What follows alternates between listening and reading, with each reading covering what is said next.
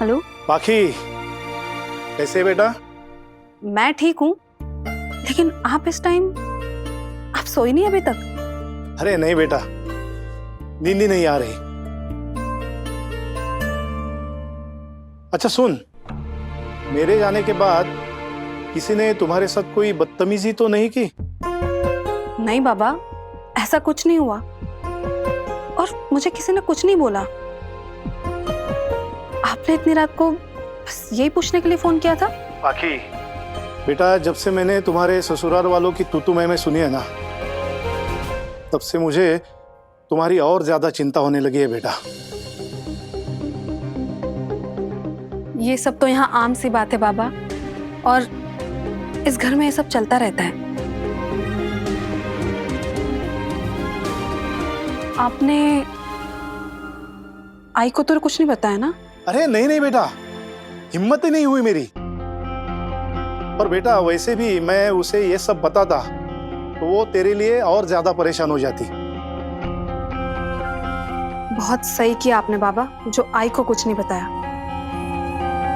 नहीं तो वो छोटी छोटी बातों को लेकर बहुत टेंशन ले लेती है।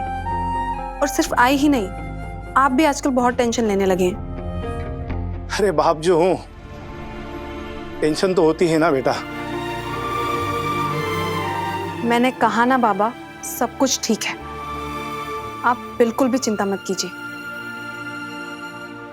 खुश रहना बेटा, भगवान करे तेरी जिंदगी में चैन और सुकून फिर से लौटाए। अच्छा चल, रखता हूं। गुड नाइट बाबा। गुड नाइट बेटा।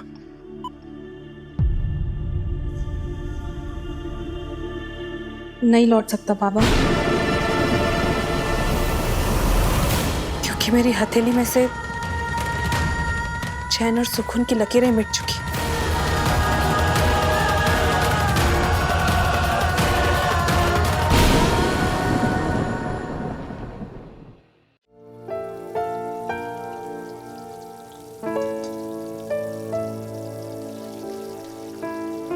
भाभी, पोहे में काजू और करी पत्ता डालना मत भूलना। और हाँ, याद से मूंगफली के दाने भी डाल देना। घर में पोहे में मूंगफली कब से डलने लगी? पहले तो किसी को पसंद नहीं थे। भाभी, ऐसी बहुत सारी चीजें हैं जो पहले किसी को पसंद नहीं थी। तुम कहना क्या चाहते हो करिश्मा? मैं क्या कहूंगी भाभी, आपने देखा नहीं सही भाभी कैसे वो विराट दादा को अपनी बातों में घुमा रही थी और सबको आशीर्वाद देने पर मजबूर कर दिया। और हमारे विराट दादा, वो तो उल्टा उनके साथ हंसी मजाक कर रहे थे। ये सब भी पहली बार हुआ है चव्हाण निवास में।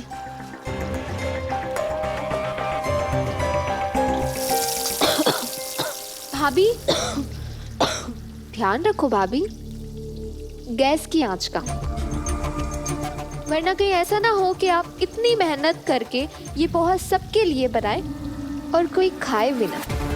फिर जैसे आप अकेले रहते हो ना, वैसे ही आपको अपना ये बनाया हुआ पोहा भी अकेले ही खाना पड़ेगा।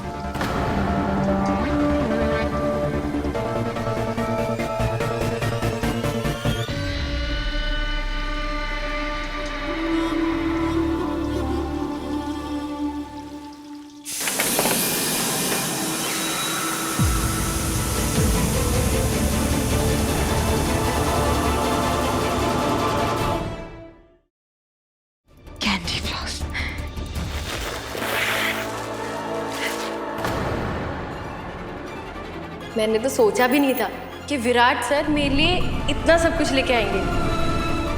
ये बुढ़िया के बाल वाला थोड़ा दूर था, इसलिए लाने में थोड़ी देर लग गई। ये गुब्बारे और कैंडी फ्लॉस के मायने समझने के लिए ना, ये सब सही की नजर से देखना पड़ेगा।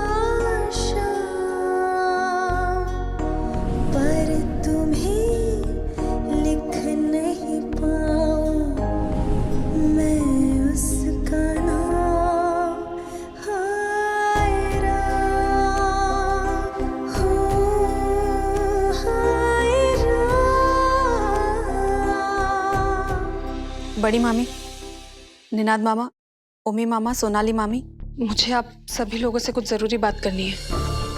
हाँ बोलो। मैं फिर से जॉब करना चाहती हूँ।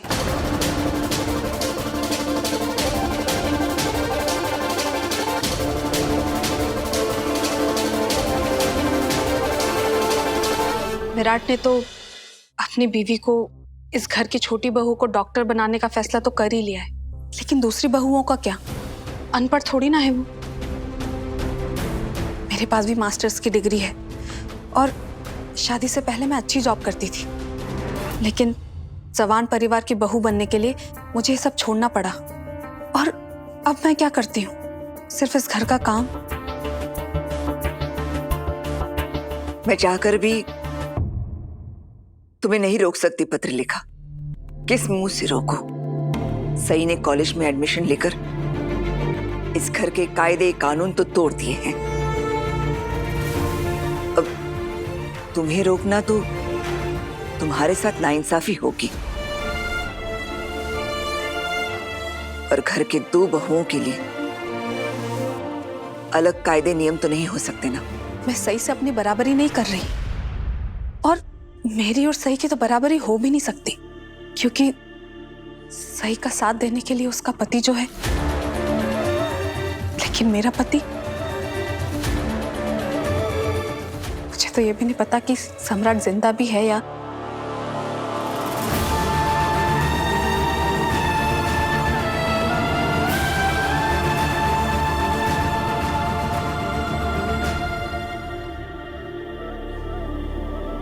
पत्रलेखा, मैं तुम्हारी परेशानी समझ सकती हूँ।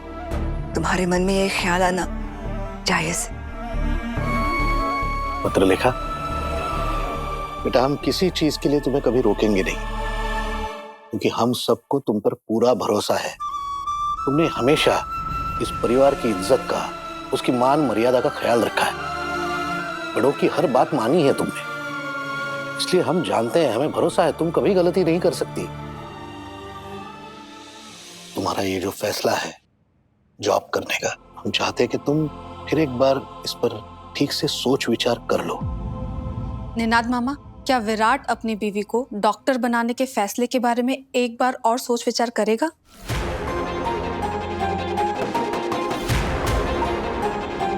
और विराट अपना फैसला बदल भी ले तो क्या सही मानेगी? सही अपना डॉक्टर बनने का सपना छोड़कर घर में बैठने को कभी राजी नहीं होगी। और उसने विराट से शादी भी इसीलिए की थी ताकि विराट उसका एक अच्छे कॉलेज में एडमिशन करा सके। पत्रलेखा बिल्कुल सही कह रही है बहन। मैं तो अभी भी कहूँ, सारी गलती विराट की। उसी ने इस जंगली लड़की को अपने सर पे चढ़ा के रखा। तर्क है, अपना ही सिक्का खोटा है तो दूसरों को क्या बोले। मैं कह रही हूँ, जब से ये लड़की इस घर में आई है ना, घर की सुख शांति पीस खो गया है। मैं आज से ही एक अच्छी जॉब ढूंढना शुरू कर देती हूँ। ठीक है पत्रलेखा, अगर सही घर से बाहर जाकर पढ़ना चाहती हैं तो तुम्हें भी तुम्हारा हक मिलेगा। किसी के साथ कोई भेदभाव नहीं होगा। बड़ी मामी, मैं जानती हूँ आप किसी के साथ भेदभाव कर ही नहीं सकती, और मैं किसी से अपना मुकाबला कर ही नहीं रही।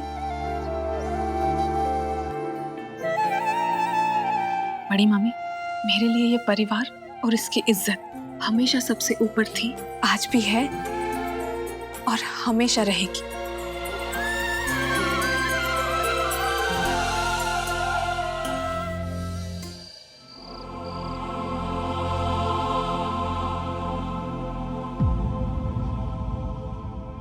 तुमने सबको याद नहीं दिलाया कि उनका बेटा खुद एक पुलिस ऑफिसर है और वो अपनी बीवी के साथ बाहर गया था, खो नहीं गया था। ये मेरा घर है पाखी, मैं यहीं पर पैदा हुआ हूँ और यहीं पर पला बड़ा हूँ, और मुझसे जुड़ा वो हर इंसान भी यहीं रहेगा मेरे साथ।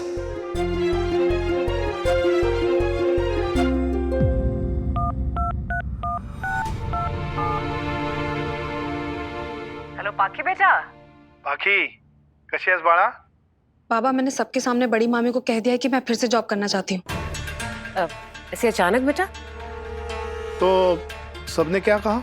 कहना क्या था बाबा, सबके चेहरे का रंग उड़ गया था और मना भी तो नहीं कर सकते थे ना। और बड़ी मामी ने भी कहा कि इस घर में सबके साथ एक जैसा व्यवहार होगा, और अगर सही घर से बाहर पढ़ाई के लिए जा सकती है तो मैं भी जॉब कर सकती हूँ। ये तो अच्छी बात है बेटा, लेकिन एक बात बता, तुझे सही से बराबरी करने की क्या जरूरत थी?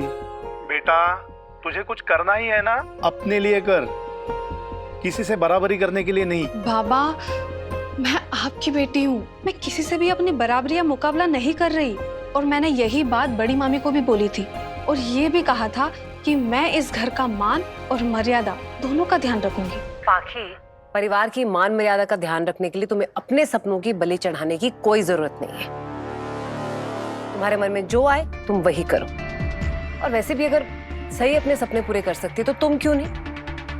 परिवार एक है, घर एक है, तो बहुओं के लिए नियम भी एक ही होने चाहिए। मैं समझ रही हूँ आई आप क्या कहना चाहती हैं, और मैंने अभी सिर्फ फैसला लिया है। तेरे हर फैसले में हम तेरे साथ हैं, लेकिन बेटा तुझे एक बात याद दिला दूं, मेरी पाखी के लिए उसका आत्मसम्मान सबसे ऊपर है।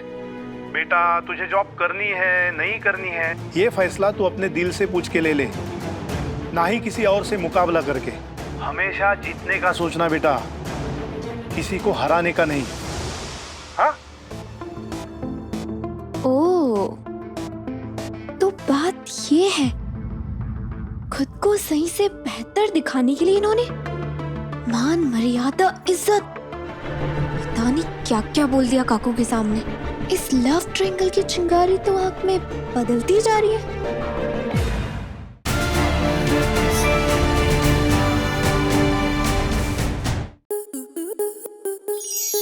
स्टार प्लस के ऐसे ही और बेहतरीन लम्हे देखने के लिए सब्सक्राइब करें हमारे YouTube चैनल को।